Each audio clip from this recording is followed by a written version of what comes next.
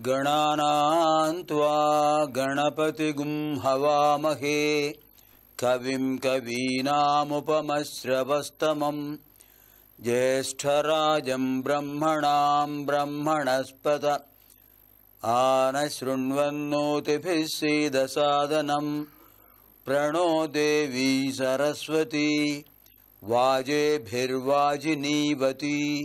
धीनामवित्र्यवतु। ओम श्री महागणाधिपतये नमः।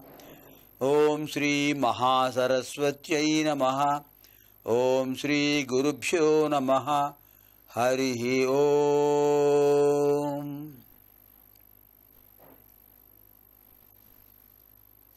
ओम प्रसार माध्यम द्वारा प्रसारीभूत भारतीय संस्कृति कार्यक्रमस्य अंतर्भागः ऋग्वेद अध्ययन कार्यक्रमः अद्य भानुवासरे पुनः प्रारभ्यते। एतत् कार्यक्रमस्य विशेषः परिणयमन्त्राः अध्येतव्याः। एतत् कार्यक्रमाय सर्वेभ्यः संदर्शक महाशयेभ्यः संस्कृतभाषा जिज्ञासुभ्यश्च शुभस्वागतम्।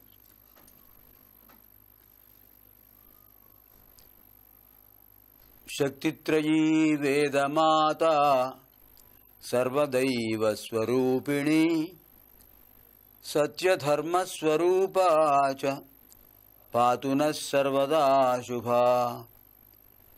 ओंकारं बिन्दुसंयुक्तं नित्यं ध्यायन्ति योगिनः कामदं मोक्षदं चैव ओंकाराय नमो नमः। केयूराणि न भूषयन्ति पुरुषं हारा न चन्द्रोज्ज्वलाः न स्नानं न विलेपनं न कुसुमं नालङ्कृता मूर्धजाः।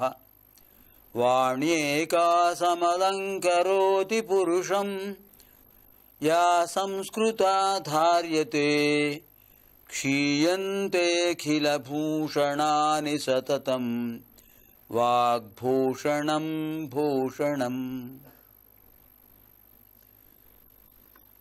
गत भानुवासरे ऋग्वेद दशममण्डले अष्टम अनुवाके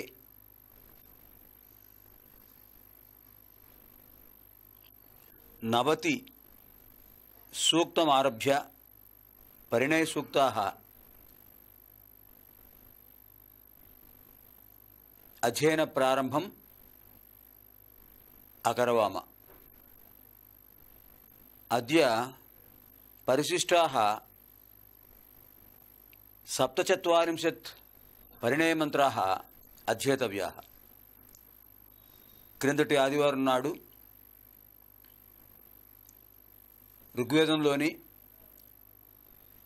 దశమ మండలంలో, ఇది చివరి భాగం, దశమ మండలంలో అష్టమ అనువాకంలో 85వ సూక్తం పరిణయ సూక్తం ప్రారంభమైంది. 90 సూక్తాల వరకు పూర్తయింది. ఇప్పుడు 90వ సూక్తం నుంచి సుమారుగా 42 మంత్రాలు, మొత్తం 47 మంత్రాలు, మిగిలిన 42 మంత్రాలు ఇప్పుడు మనం అధ్యయనం చేద్దాం. పరితః నయం పరిణయం, పరితః నయనం పరిణయం. గృహస్థాశ్రమం ప్రతి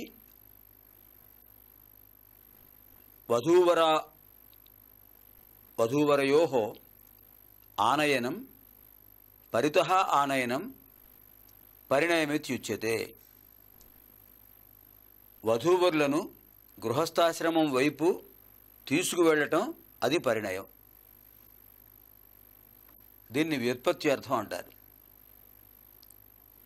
వేదంలో 6 భాగాలు ఉన్నాయని చదువుకున్నాం. శిక్షా వ్యాకరణం ఛందో నిరుక్తం జ్యోతిషం తథా కల్పశ్చేతి షడంగాని వేదస్యాహుర్మనీషిణః. 6 భాగాల్లోనూ 6 వేదాంగాలు, అంగం అంటే భాగం, 6 వేదాంగాలు. 6ట్లోనూ శిక్ష, వ్యాకరణం, ఛందస్సు, నిరుక్తం, జ్యోతిషం, కల్పం. ఇందులో నిరుక్తం అనేది చాలా ప్రధానమైనది. సంస్కృత భాషకు నిరుక్తం శ్రోత్రం లాంటిది.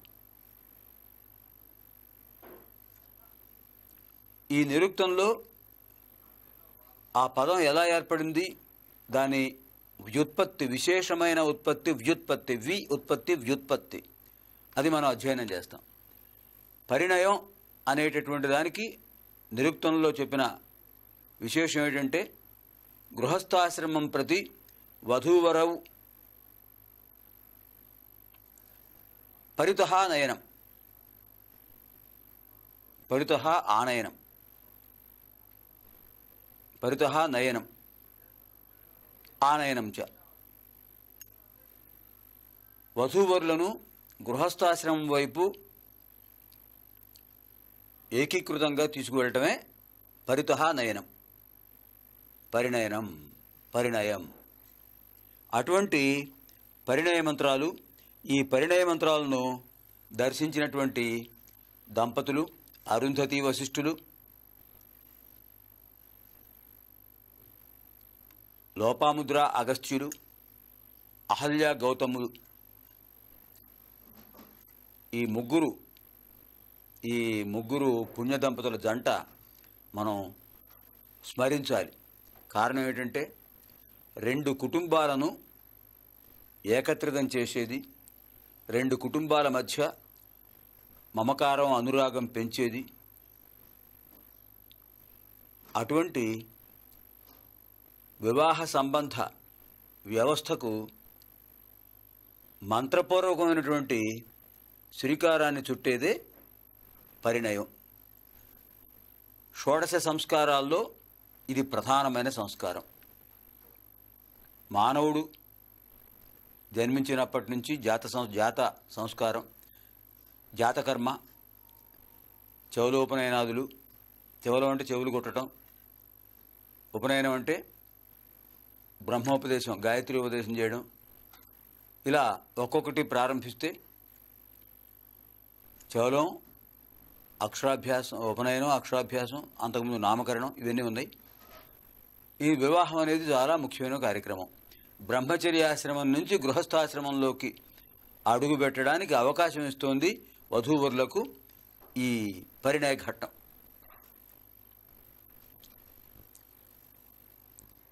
ఈ పరిణయ ఘట్టం మనం సరిగ్గా ఈ ఆదివారం గోకులాష్టమి, శ్రావణ బహుళ అష్టమి, ఇటువంటి పవిత్రోత్సవ విశేష ఘట్టంలో ఇది కూడా మనం చెప్పుకుంటున్నాం. చాలా విశేషమైనగా ఒక సంఘటన ఇది, కాకతాళీయంగా జరిగిన సంఘటన. కృష్ణాష్టమి నాడు, గోకులాష్టమి నాడు మనం పరిణయ ఘట్టం అధ్యయనం చేస్తున్నాం. ఈ పరిణయ ఘట్టంలో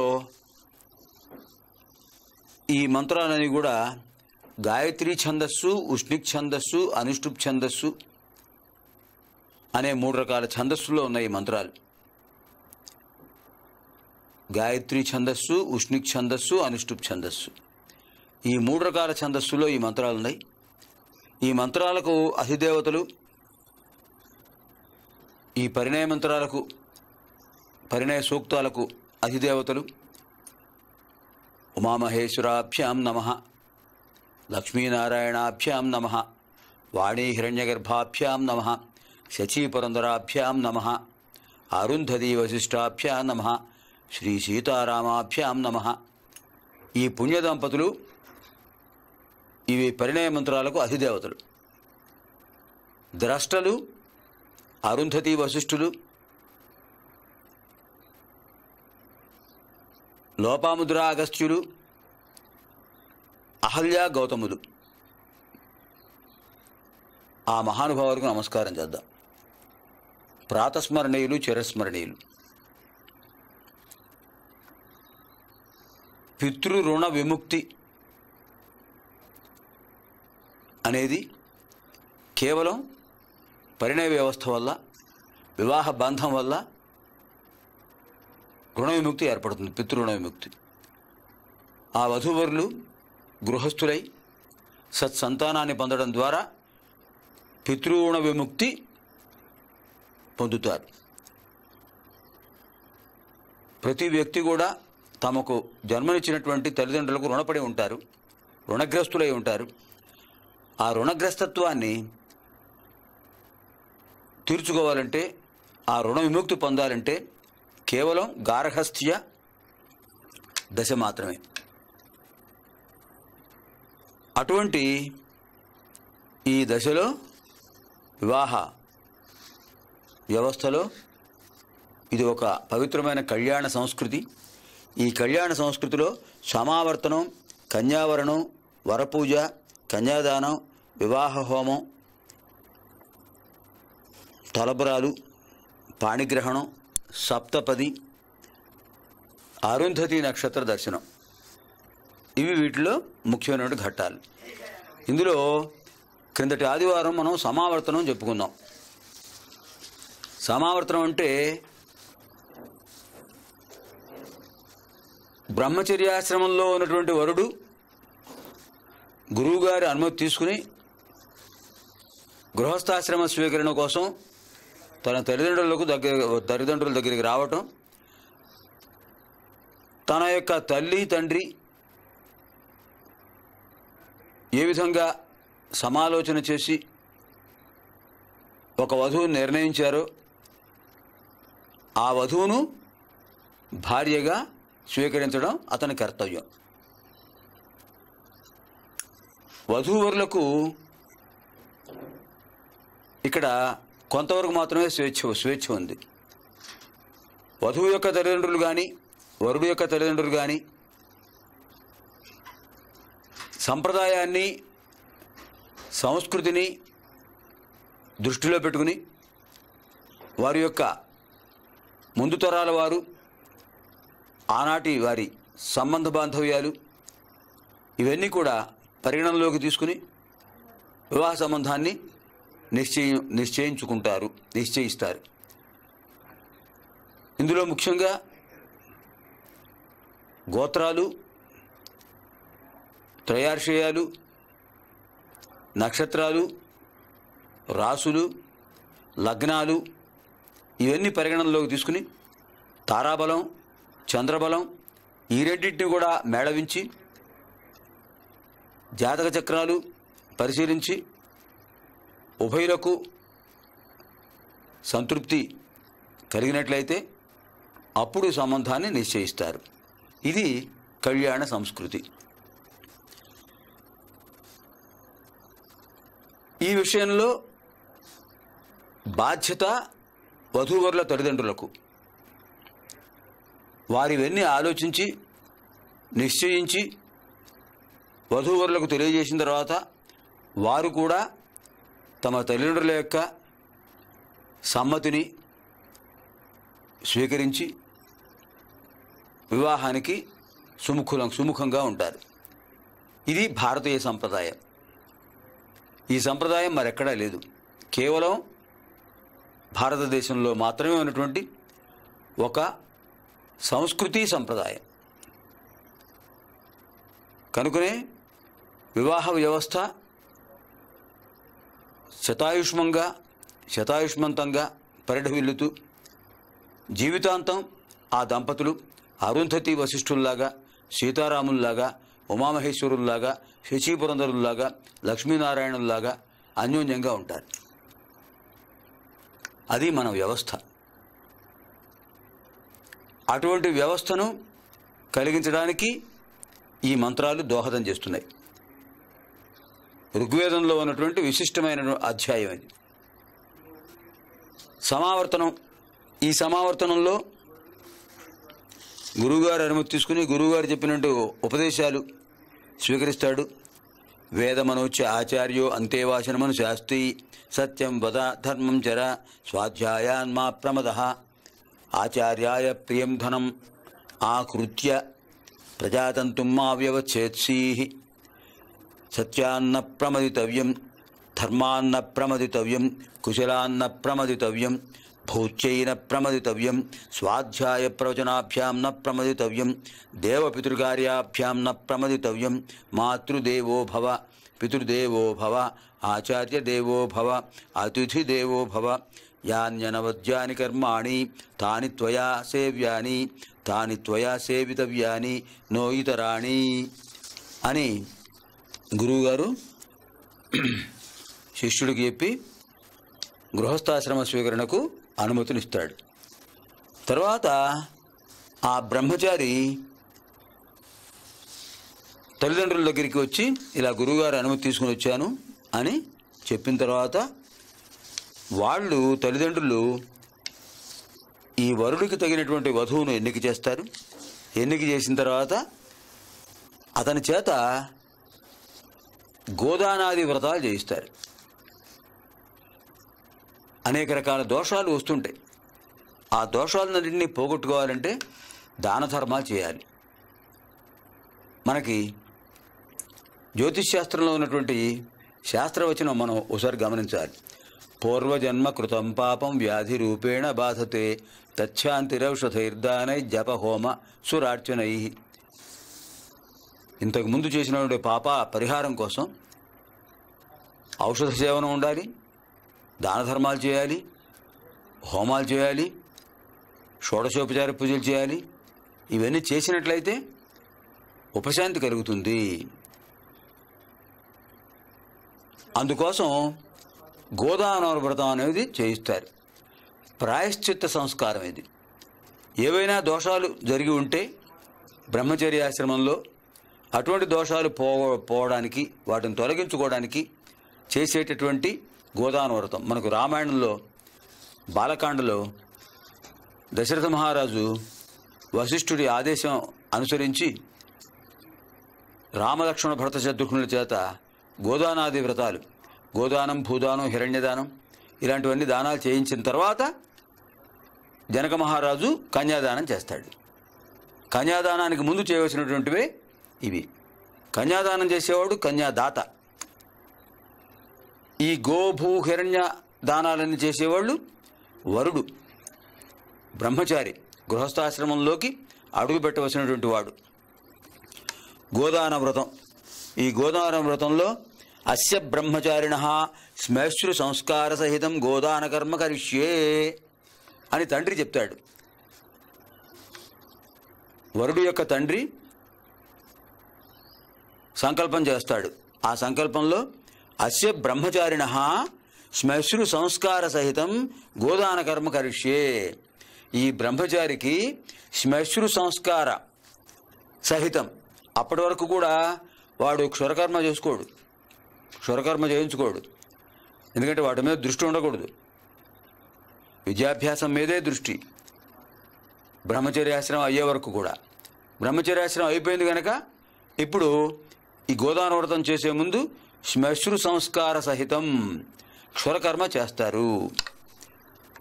తర్వాత గోదాన కర్మ కరిష్యే అని సంకల్పం చెప్పుకుంటారు. ఉపలేపనాదిక సర్వం. తర్వాత బ్రహ్మచారికి లేపనాలు పూస్తారు, సుగంధ ద్రవ్యాలు. అప్పటి వరకు సుగంధ ద్రవ్యాలతో ప్రసక్తి లేదు ఇతనికి. చెవులవద ఆచార్య కుర్యాత్. ఇప్పుడు మళ్ళీ చెవుల సంస్కారం. అంతకుముందు కర్ణ వేద బాల్యంలో చేస్తారు. ఇప్పుడు మళ్ళీ చెవులో నామకార్థం చేస్తారు. అత్ర విశేషాన్ వక్ష్యామః. ఇక్కడ విశేషాలు ఏమిటంటే నా మాతురుత్సంగోపవేశనం. బాల్యంలో చౌలం చేసేటప్పుడు తల్లి ఒళ్ళో కూర్చుంటాడు ఆ పసివాడు కనుక. ఇప్పుడు వాడు పెద్దవాడు అయ్యాడుగా, అంచేత పక్కన కూర్చోబెడతారు. అదితి శ్మశ్రూణి వపతు. ఇక్కడ అదితి అంటే ఇక్కడ అదితి నానార్థాలు ఉన్నాయి. అదితి అంటే కశ్యప ప్రజాపతి భార్య అదితి, అదితి సంతానమే ఆదిత్యులు, అక్కడ ఆ అర్థం. ఇక్కడ అదితి అంటే క్షురకర్మ చేయడానికి ఉపయోగించేటటువంటి కత్తి, దానికి అదితి అంటారు, సంకేతం దానికి. అది తీసుకువచ్చి వాడు ఆ క్షురకర్మ చేసేటువంటి వాడు శ్మశ్రు పక్షే కుశపి కుశాహ విధాయనం కుశాన్ విధానం. ఆ ముందు దర్భలతో పవిత్రం చేసి, దర్భలతో ఒకసారి పవిత్రం చేసి స్పృశించి తర్వాత వపనం చేస్తారు. వపనం అంటే క్షురకర్మ. సప్తానానపి శ్మశ్రూణి సింధు శిరోముఖం ఆస్యాయు ప్రమోషీ. సప్త సింధువులు ఇతని శిరస్సులు ముఖము పవనం చేసి ఇతనికి ఆ సప్త సింధువుల యొక్క అనుగ్రహంతో, సప్త సింధువులు 7 సముద్రాలు, సప్త సింధువుల యొక్క పవిత్రత ఇతనికి ఆపాదించబడుతుంది అని మంత్రంతో వపనం చేస్తారు. ఇది క్షుర విమార్జనం. తర్వాత ఇతనికి స్నానం చేయించేస్తారు వరుడికి, అది మంగళ స్నానం. ఈ తర్వాత ఇంకా సమావర్తనంలో విశేషాలు రేపటి కార్యక్రమంలో, వచ్చే ఆదివారం కార్యక్రమంలో మనం మిగతా విశేషాలని తెలుసుకుందాం. ఆగామి భానువాసరే సమావర్తన విశేషాः కేచిత్ అధ్యయనం కర్వామహే. తావత్పర్యంతం సర్వేభ్యः శుభం భవతు. ధర్మశ్చ జయోస్తు.